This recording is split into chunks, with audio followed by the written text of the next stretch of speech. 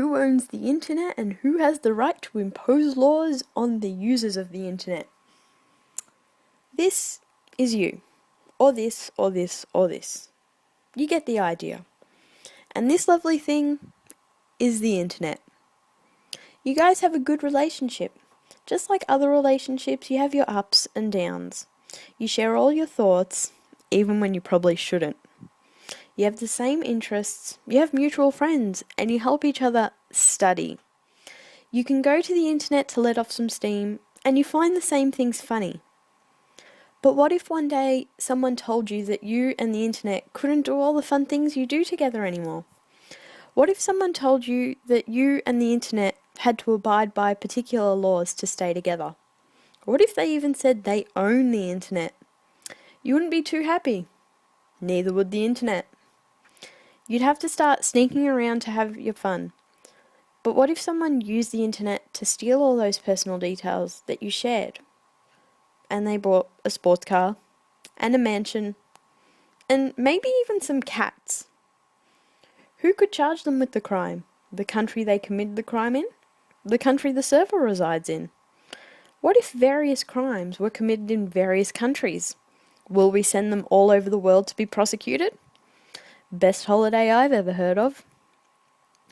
However, some people named John E. Johnson and David G. Post think the internet should govern itself, and that internet citizens, that's you, should obey service providers.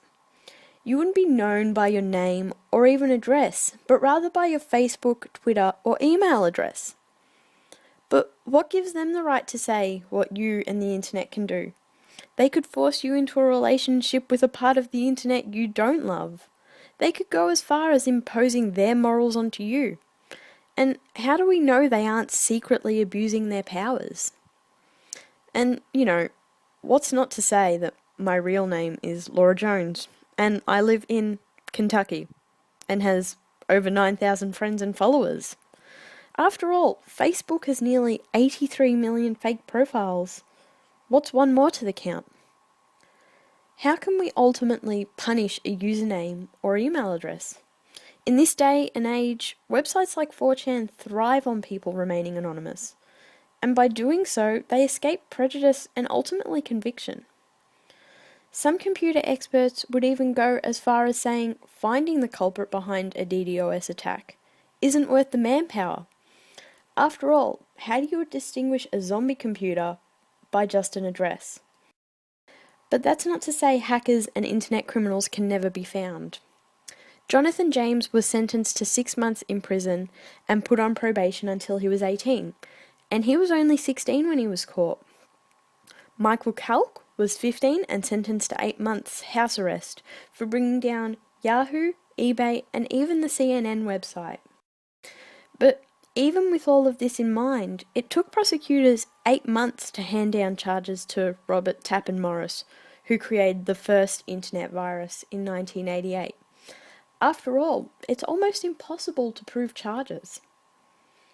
It's probably, though, the arrest of Albert Gonzalez, who through 2005 to 2007 was charged with credit card theft, reselling nearly 170 million cards and credit card numbers. He was arrested in 2008. After how many years? Oh yeah, 2. He's currently serving 20 years in prison. But that took nearly a whole nation's intelligence unit to bring down a multi-million-dollar scam.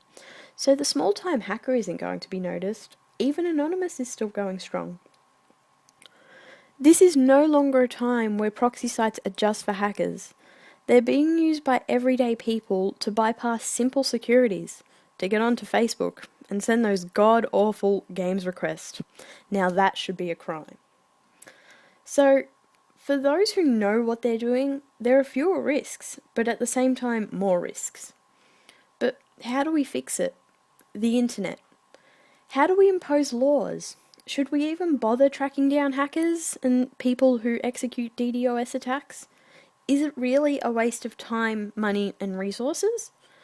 After all, no one really owns the internet. It's more something we share. Consider it the biggest open relationship. If no one technically owns the internet, Who has the right to impose the laws?